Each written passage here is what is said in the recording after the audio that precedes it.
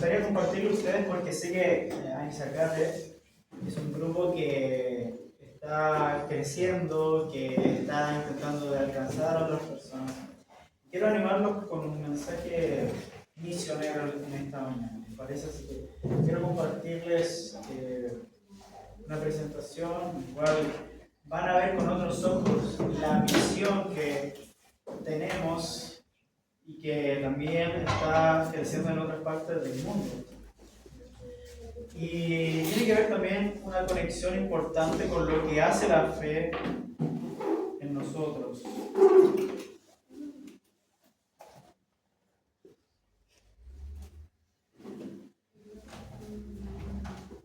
No sé si ustedes han escuchado alguna vez lo que es la ventana 1040. ¿Alguno ha oído de eso?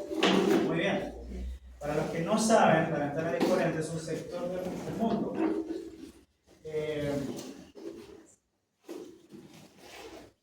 Este es el mundo, un mapa mundi, por así decirlo. Y estos son los nombres de las divisiones en la cual nuestra iglesia está dividida en el mundo. Está la división sudamericana, que estamos nosotros aquí. Está la división interamericana, que es parte de Centroamérica y México. Y la división norteamericana, que es Estados Unidos, Canadá. Y otras divisiones en el mundo, en la cual la iglesia funciona. Es interesante cómo la iglesia como tal está organizada. Y este sector, especialmente, donde está apuntando el láser, haciendo como una especie de círculo. Este sector en el mundo se llama ventana 1040 porque geográficamente está en el eje 10 y 40. ¿Qué pasa allí? Allí el cristianismo es inexistente o básicamente no existe. La gente no sabe de Jesús y aunque en nuestros países todavía hay gente que no conoce a Jesús, es muy fácil que alguien le pueda hablar de Jesús, pero en estos lugares hay lugares donde no hay presencia incluso de iglesias adventistas y los cristianos que hay allí son muy pocos. Hace 2 años nosotros estuvimos en este país que se llama Chad. Es un país en África muy grande. Esta parte tiene el desierto del Sahara, es un país muy árido y también predomina la religión del Islam, son musulmanes allí. Allí viven aproximadamente 17 millones de personas en el país y solo hay 16 pastores adventistas en todo el país, imagínense. El trabajo es muy desafiante. Miren, más del 50% de la población, su religión es el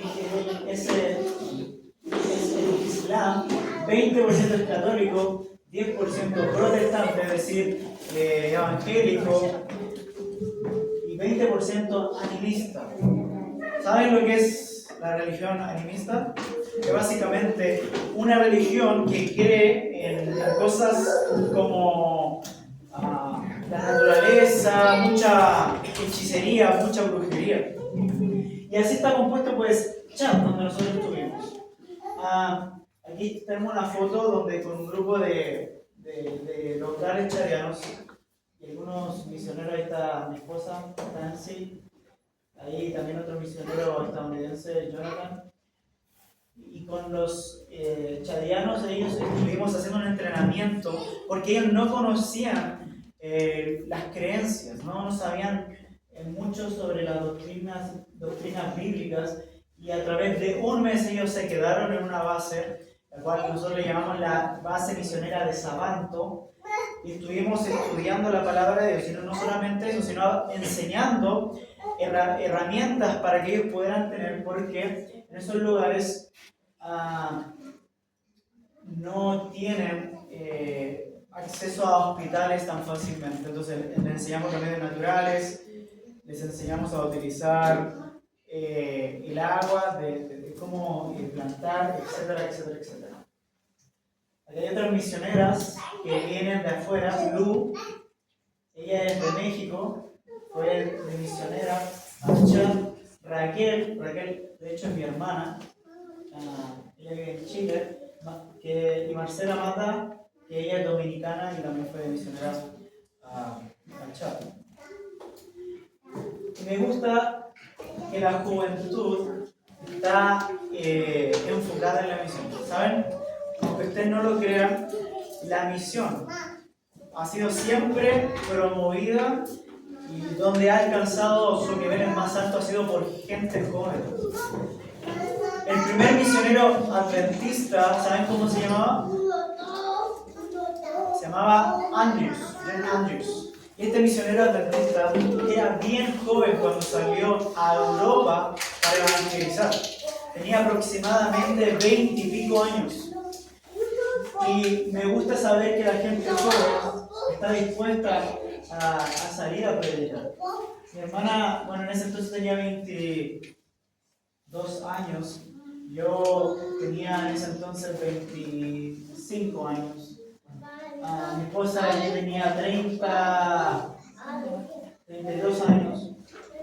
Y muchos de esos jóvenes que han ido ahí tienen menos de 30 años. Uno de los misioneros locales, dos misioneros locales en el cual Dios ha trabajado, pero de una manera notable. Arman es un misionero local chadiano. En ese entonces él tenía 22 años. Y él caminaba kilómetros, andaba en bicicleta aproximadamente 70 a 80 kilómetros para ir a predicar a aldeas vecinas. Y Arman, actualmente, él estuvo trabajando con nosotros y su sueño de Arman era ser dentista. Él me decía, Víctor, yo quiero ser dentista. ¿Hay alguna manera de que tú me puedas ayudar? Yo le dije, mira, yo no tengo dinero para ayudarte, pero vamos a orar. Si Dios quiere cumplir ese sueño en ti, Dios lo va a hacer. Y estuvimos orando. Yo en ese entonces estaba estudiando con la Universidad de Montemorelos, que es una universidad adventista en México, y ellos me ayudaron a hacer un proyecto misionero que después les voy a mostrar cuál era. Pero después de ese proyecto ellos decidieron, Víctor, queremos seguir apoyando con algo. ¿Cómo podemos hacerlo? Y yo les dije, miren, la mejor manera que pueden ayudar aquí, quiero que me bequen a un estudiante aquí en Chile. Y ellos dijeron, ok, vamos a becar a un estudiante. Elige a alguien. Y estuve orando, pidiéndole a Dios que me muestre a quién. Y Dios me puso en mi corazón a Arman. Bueno, Armando podríamos traducirlo en español. Y Arman, tuvimos 1 año y medio tramitando su visa estudiantil. Y él actualmente está cursando su 2.º año de odontología en la Universidad de Montemorelos, en México. Solo para la misericordia de Dios. Y ahora en noviembre, pues yo estoy viajando a México para visitarle, porque básicamente yo soy su tutor. Yo soy su tutor y estamos orando con él. Service. Aquí fuimos a una aldea a predicar y aquí estamos preparando el almuerzo. Estamos preparando el almuerzo y Service también se bautizó y desde ese día él decidió ser misionero. También él tiene aproximadamente 20 años. Service. Nosotros fuimos a un proyecto especialmente a apoyar un centro de nutrición. Y ahí está mi esposa preparando fórmula para los bebés. Y nosotros básicamente le damos fórmula a los bebés y también les damos estudios bíblicos. Ahí están las madres con sus bebés. Miren, pasaba algo muy triste. Llegaban niños de 4 años al centro de nutrición y yo pensaba que tenían 2 años porque esos niños no podían caminar. Y la cosa es que estaban tan desnutridos muchos de esos bebés, o son niños que parecían niños de 2 años o 1 año, porque no podían caminar. Muchas de estas madres llegan con mitos al centro de nutrición porque había un mito en el cual si aparentemente una madre tenía un problema, era porque las hormigas, una mujer tenía tenía que darle leche a las hormigas, y si las hormigas se morían, la leche de esa madre estaba maldita, estaba mala. Entonces las madres hacían, le negaban la leche a sus hijos porque pensaban que su leche estaba mala. Y entonces los bebés llegaban aquí desnutridos, esqueléticos. Y les teníamos que decir no, que obviamente la leche no es para las hormigas, es para las personas. Obviamente se van a morir las hormigas porque es muy feo.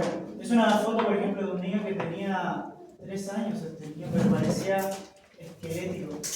No podía sostenerse de pie. Yo le voy a cambiar la foto porque obviamente es muy fuerte. Este es el proyecto, nosotros llegamos, nosotros pusimos la base misionero Sabanto. Sabanto es una palabra de un idioma creado por el ser humano. Justamente se me olvidó el lenguaje que creo que se llama Esperanto. Esperanto es un idioma creado por el ser humano. Y nosotros encontramos una palabra que significa rescatista, Sabanto. Y allí, pues, en esa base nosotros traíamos a las mujeres del centro de nutrición para trabajar, y ellos trabajaban con el maní, ¿no? Y limpiaban el maní. También en la misma base está Chad, es un país que solo el 11% de la población tiene acceso a la electricidad. Solo el 11%. Solo el 9% de la población tiene acceso a agua potable. Entonces lo que hacíamos es comprar paneles solares y les dábamos, les enseñábamos cómo ellos podían utilizar los paneles solares para que pudieran en su aldea replicarlos. Esto también fue una gran lección para mí porque yo también no sabía mucho de electricidad, y pues con el internet yo también estuve investigando, intentando de saber cómo poder hacerlo más funcional. La gente de las aldeas, cuando íbamos a visitarla, Nancy, bueno, ella, no sé si lo he mencionado, pero ella es de Estados Unidos, y a ella le decían Nazara. Nazara quiere decir hombre blanco. Es tan chistoso porque cuando llegaba mi esposa a las aldeas, toda la gente gritaba Nazara, Nazara, y aunque nosotros no lo pedíamos, llegaba de repente una multitud solamente para ver a un extranjero, solamente para pedir dinero. Y lo interesante es que a mí también me decían Nazara. Pero el hecho es porque mi pelo era liso, era diferente al de ellos. No creo que sea tanto por mi color de piel, ¿no? Pero a pesar de eso, llamaba mucho la atención, especialmente mi esposa, la Nazara. La manera de predicar era también muy distinta. O sea, aquí no sé qué tanto me verían si yo me pongo aquí con sandalias a predicar, con una camiseta de colores, pero ahí era la manera como uno predicaba, y siempre yo tenía que tener un traductor, porque yo predicaba en francés, y la mayoría de la gente, como no tenía educación en la escuela, solo sabían el idioma local. No sé, como puede ser, no sé qué idiomas hay aquí, pero en Chile tenemos los mapuches, creo que se también, el mapudungún, que es el idioma, hablar en ese idioma, guaraní, puede ser un idioma local que solo la gente entendía. Entonces él me traducía. Y era interesante porque a veces se tenía que traducir hasta 3 veces. O sea, yo hablaba en francés, me traducían del francés a un idioma local, y esa persona tenía otro traductor que lo traducía a otra persona, porque habían tantos dialectos que hacía a veces que el sermón, mi mensaje tenía que ser 10 minutos para que pudiéramos terminar en 30 minutos. Trabajamos mucho en la tierra porque era la única manera de sobrevivir. Esta niña, mi esposa, su nombre es Nancy, y ella está cargando una niña, y la niña estaba llorando. Estaba llorando porque por primera vez seguramente esta niña había visto a alguien de color blanco, ¿no? Imagínense.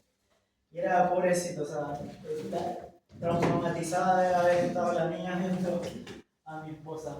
Y esta niña después, o sea, no tenía un nombre en ese entonces, imagínense.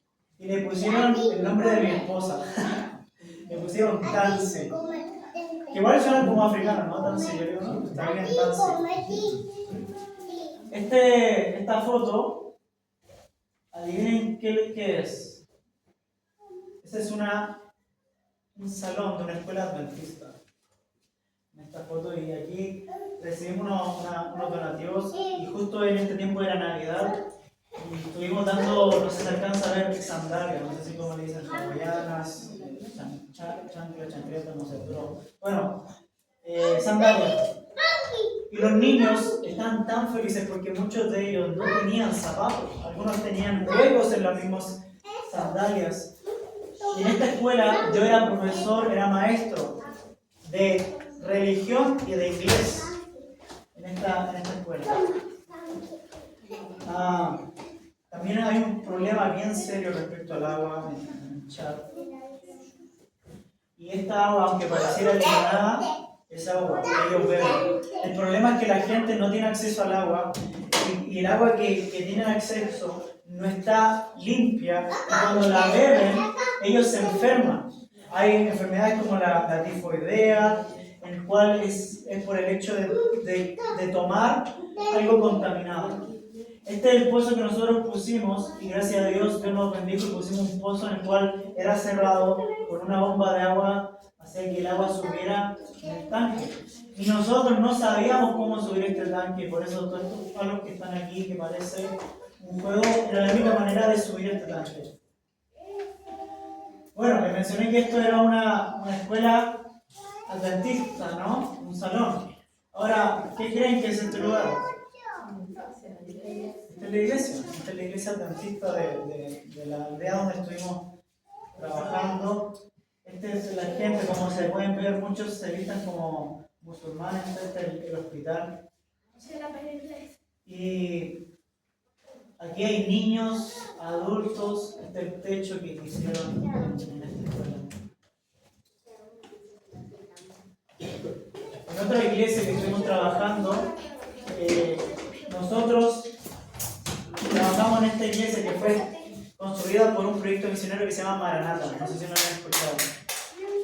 Es un proyecto en el cual construye iglesias en el mundo, pero esta iglesia fue construida pero no tenía piso, era de tierra. Entonces, cuando llegamos allá le pusimos piso a esta iglesia. Aquí este es el pastor, miren cómo es la vestimenta del pastor Daniel. Este es el anciano Néstor de la iglesia. Imagínense cómo ellos se visten. Y ellos son los encargados del evangelio. Y ellos le estaban dando la mano al pastor porque estábamos orando por un proyecto ambicioso que solamente por la ayuda del Señor iba a ser contestado. Esta es la escuela, ¿no? Como les dije. Allí yo estaba de maestro, estábamos enseñando. Así son los salones. Los niños se sientan en pisos de ladrillo. O sea, ponen los ladrillos, ponen cemento, y allí los niños toman sus clases. Así están los niños, los maestros. No tienen mesa, tienen que escribir en sus muslos. Nosotros estuvimos orando por este proyecto. Y quiero compartirles algo que dice en el libro de Génesis. Quiero que vayamos a Génesis 1, capítulo 1, versículo 3.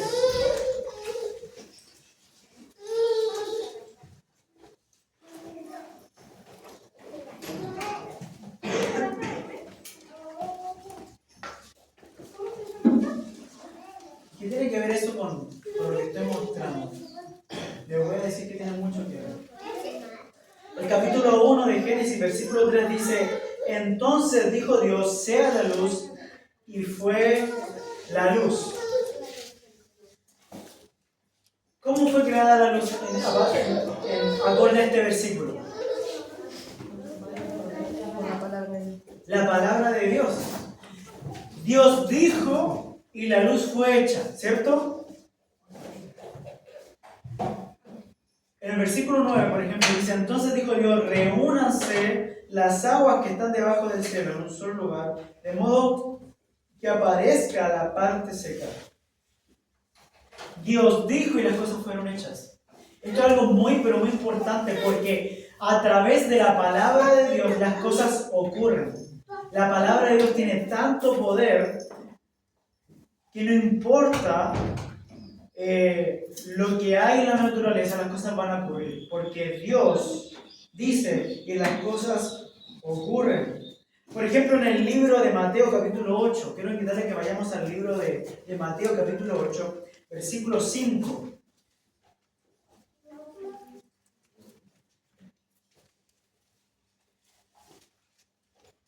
Mateo capítulo 8, versículo 5.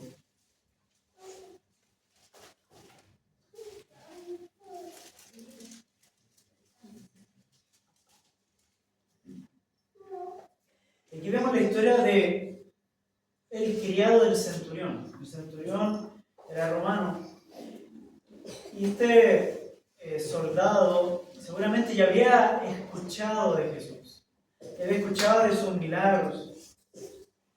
Y el centurión se acerca al Señor, dice el versículo 5, dice: Señor, mi criado está postrado en casa, paralítico, y sufre terribles dolores. Y el Señor le dijo: yo iré y lo sanaré.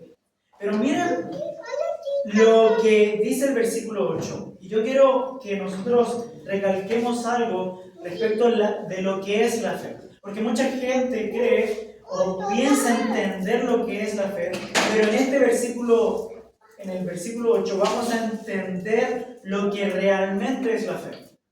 El versículo 8 dice: respondió el centurión y dijo: Señor, yo no soy digno de que entres bajo mi techo, solamente di la palabra y mi criado será sanado.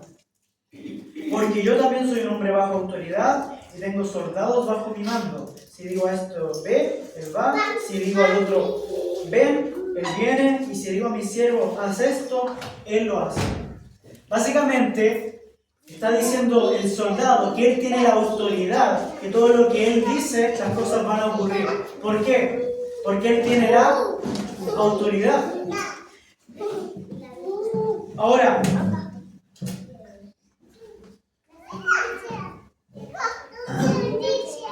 yo quiero destacar lo que dice el versículo 8. El soldado, el centurión, le dice a Jesús: solamente di la palabra y mi criado será sano. Ahora, ¿por qué el soldado le dice eso a él? A Jesús. ¿Qué cree que tiene Jesús? Autoridad, ¿cierto? ¿Autoridad en qué? Autoridad sobre la muerte, autoridad sobre la naturaleza, autoridad sobre todas las cosas. Y el centurión dice: solo di la palabra y mi criado será sanado. Y el versículo 10 dice: entonces Jesús oyó esto, se maravilló y dijo: de cierto les digo, no he hallado tanta fe en ninguno en Israel. Miren, yo quiero que entiendan algo. La fe tiene una conexión, pero importantísimo, con la palabra de Dios. Es decir, Jesús, cuando dijo: va a ser sano, ve, tu siervo va a ser sano, hubo algo que Jesús pronunció, que las cosas ocurrieron y fueron así. Cuando en la creación Dios dijo, las cosas ocurrieron. Y no es casualidad, hermanos. No es casualidad, pero en el libro de Romanos capítulo 10, versículo 17. Romanos capítulo 10, versículo 17 dice: así que la fe es por el oír la palabra de Dios. ¿Cómo viene la fe? Acuerdo el versículo. Escuchando la palabra. ¿Escuchando qué cosa? La palabra de Dios. La palabra de Dios. Nosotros tenemos fe. ¿Cómo tenemos fe? ¿Cómo, acorde al versículo, cómo podemos tener fe? Oyendo la palabra de Dios, buscando la palabra de Dios. Ahora, el problema del ser humano es que tiene presunción. La presunción, el mundo está lleno de gente que cree tener fe, pero no es fe, porque cuando vemos la Biblia nos damos cuenta que la fe es por creer en la palabra de Dios. Si alguien no estudia la Biblia, alguien que no se relaciona con Dios a través de la Biblia y dice, no, yo tengo fe en Dios, yo creo en Dios, eso no es presunción, eso no es fe, eso es presunción y eso es pecado. Nosotros utilizamos a Dios como amuleto. Es como, no sé, tristemente la gente pensaba que tocando el manto del Señor iba a ser sana. Pero no es que en sí el manto era lo que sanaba, sino la fe que uno tenía en el Señor Jesucristo, en lo que escuchaba de la palabra del Señor. Esto es muy importante, porque nosotros dudamos muchas veces de nuestra salvación. Me interesa mucho lo que dice el libro de Romanos.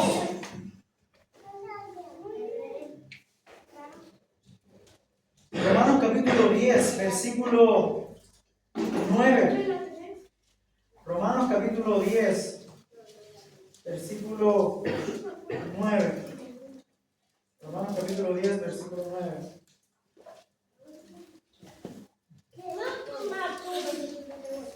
Mira lo que dice, pongamos atención a lo que dice.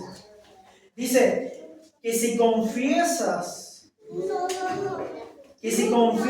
con tu boca que Jesús es el Señor, y si crees, que básicamente es la acción de tener fe, y si crees para justicia, y con la boca, perdón, estoy leyendo el otro versículo, que si confiesas con tu boca que Jesús es el Señor, y si crees en tu corazón que Dios lo levantó de entre los muertos, ¿qué dice el texto? Serás salvo. Serás salvo.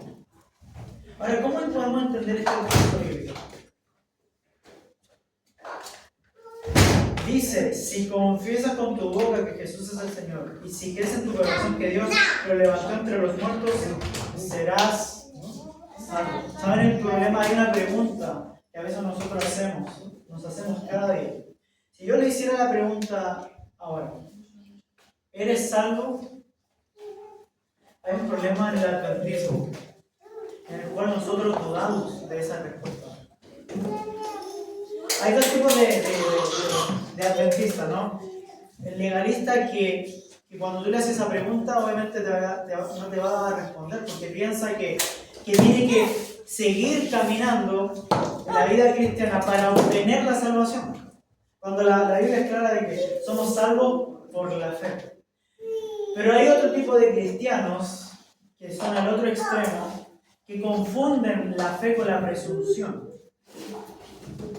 Entonces, ¿cómo podemos entender lo que dice el versículo aquí? Que dice que si crees en tu corazón que Dios lo levantó de entre los muertos, serás salvo. No podemos dudar lo que dice la palabra de Dios. Ahora, miren, es muy interesante cuando vamos a Mateo capítulo 4 y vemos la tentación de Jesús. El versículo 5 y 7. Podemos ver aquí que el diablo lo llevó a la santa ciudad, dice el texto, y lo puso sobre el pináculo del templo y le dijo, si eres hijo de Dios, si eres hijo de Dios, si eres cristiano, ¿no? Por así decirlo, podemos contextualizarlo nosotros. Dice, si eres hijo de Dios, échate abajo, porque escrito está, a sus ángeles mandará acerca de ti, ¿no? Pero miren lo que dice el Señor. Jesús le dijo, escrito también es, no tentarás al Señor tu Dios.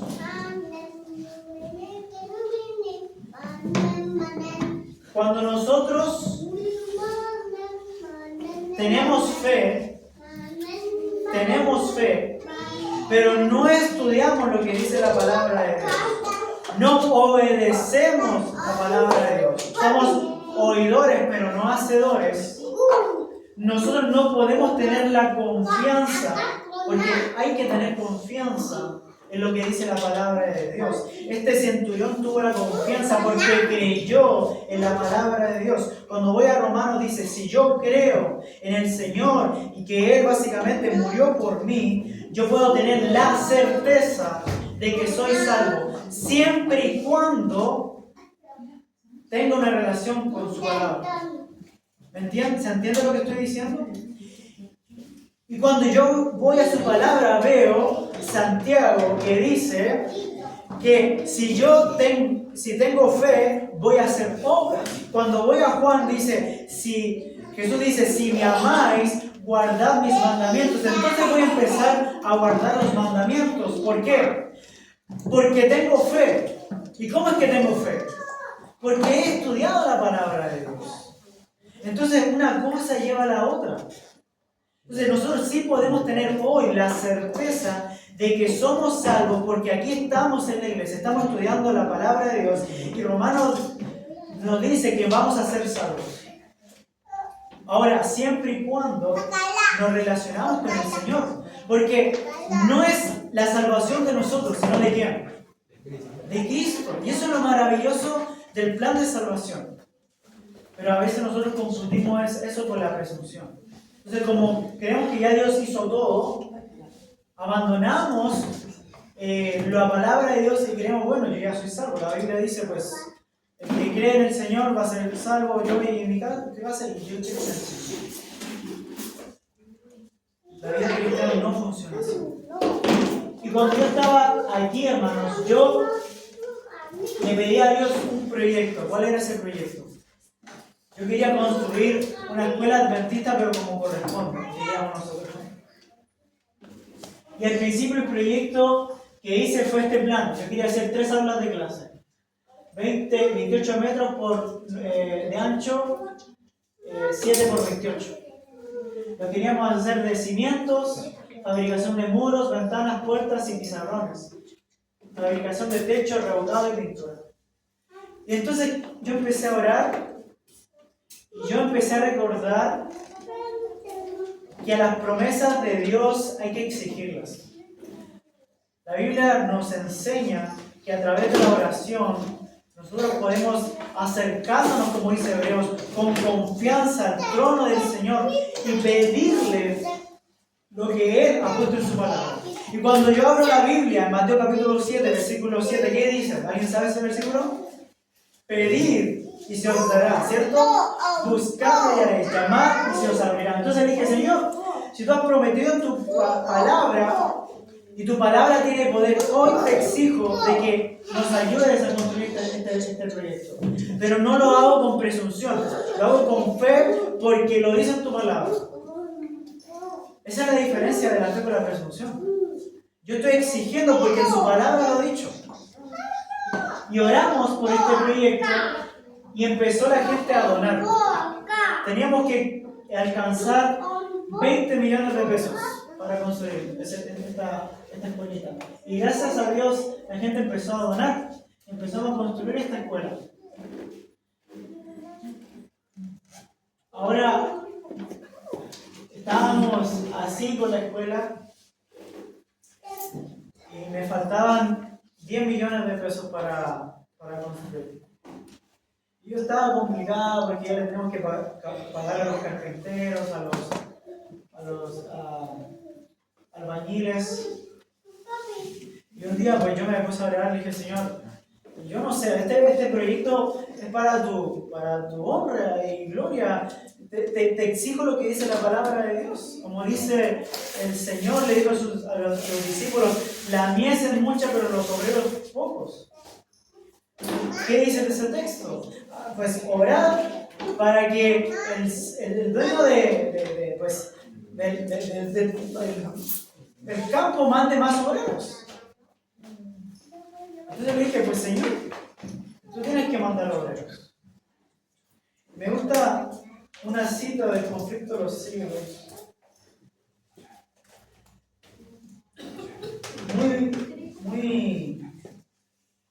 Muy bella que quiero leerla con ustedes. Y con esto me gustaría que pudiéramos nosotros pensar. Miren lo que dice esta cita. Esto se encuentra en el conflicto de los siglos, página 579. Dice, forma parte del plan de Dios concedernos en respuesta a la oración hecha con fe lo que no nos daría si no se lo pidiésemos así. Y tiene mucho sentido cuando vemos a Moisés de cierta manera peleando con Dios para que no destruya su pueblo. Hace mucho sentido con Dios cuando peleó el varón con Jacob. Forma parte del plan de Dios concedernos en respuesta a la oración hecha con fe. ¿Cómo tenemos fe? ¿Por el oír qué? La palabra de Dios. Eso es fe. Pidiendo, exigiendo, Señor, que en tu palabra dice eso y te lo exijo porque tú lo has dicho. Y con confianza, lo que no nos daría si no se lo pidiésemos así. Y le dije al Señor, bueno, Señor, me faltan 10 palos, diríamos en mi país, 10 millones. Dámelos. Increíble, pero hermanos, o sea, yo dije, Señor, o sea, este es tu trabajo. Y un día, hermanos, yo estaba compartiendo este mensaje de la escuelita a una iglesia, a un grupo pequeño, ¿no? Y en la tarde un hermano me llama y me dijo, Víctor, ¿cuánto dinero falta para terminar la escuela? Le dije, $10,000, que son básicamente 10 millones. Ok, muy bien, pues vamos a seguir orando. Y nosotros estamos recolectando el dinero con una plataforma de la Universidad de Montemorelos.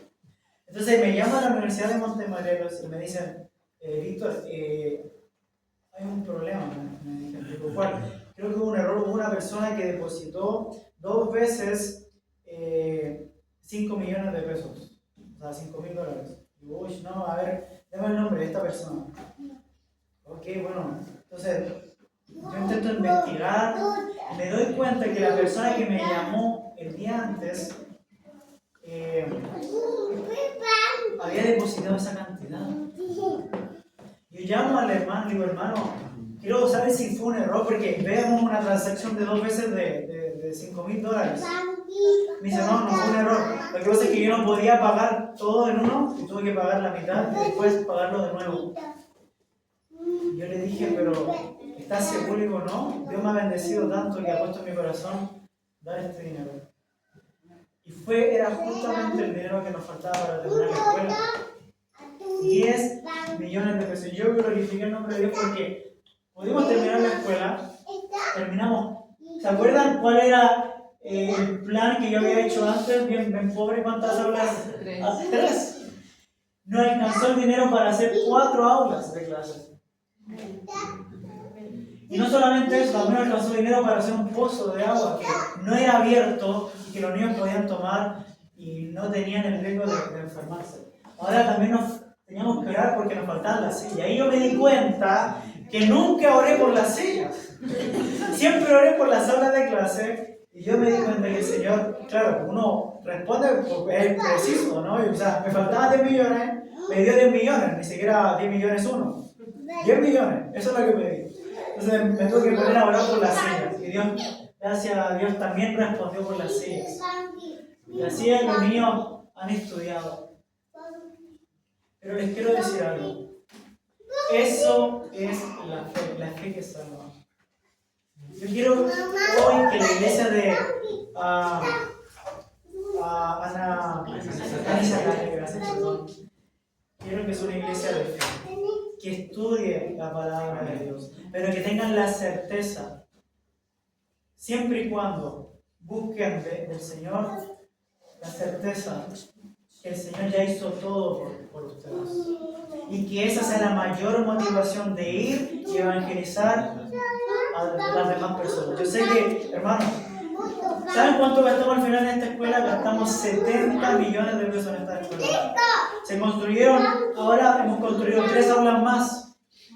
Y esta escuela es una de sostén propio, o sea, solo de oración. Entonces yo creo que Dios puede bendecir la iglesia en Anizacate. Yo sé que ustedes están orando por un templo más grande, pero necesito que ustedes hagan su parte.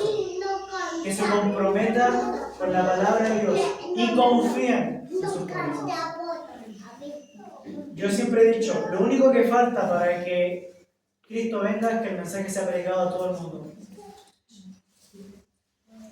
Y nosotros somos una parte importante de la ecuación de Dios. Nosotros tenemos que pedir a Dios que mande obreros. Él no los va a mandar si nosotros no oramos. Que Dios les bendiga, hermanos. Tenemos un hermoso sábado y ojalá sea este mensaje inspirador y que les anime a trabajar por Dios. Gracias. Así que nos vemos, ha sido un gusto y a ver si nos vemos nuevamente, ¿les parece? Vamos a cantar. Bueno, yo voy a orar y ustedes cantan, pero yo me tengo que ir porque ya estoy tarde. Así que vamos a hacer una oración y luego vamos a empezar el último himno. Oramos. Querido Señor, acompáñanos en este trabajo, en este aspecto difícil que a veces no entendemos respecto a la fe. Ayúdanos a tener la certeza, la confianza en la fe siempre, entendiendo que tenemos que buscar de tu palabra. Ayúdanos, cuídanos. Y bendice este grupo de Anizacate, esta iglesia. Gracias, oramos en el nombre de Jesús. Antes del himno,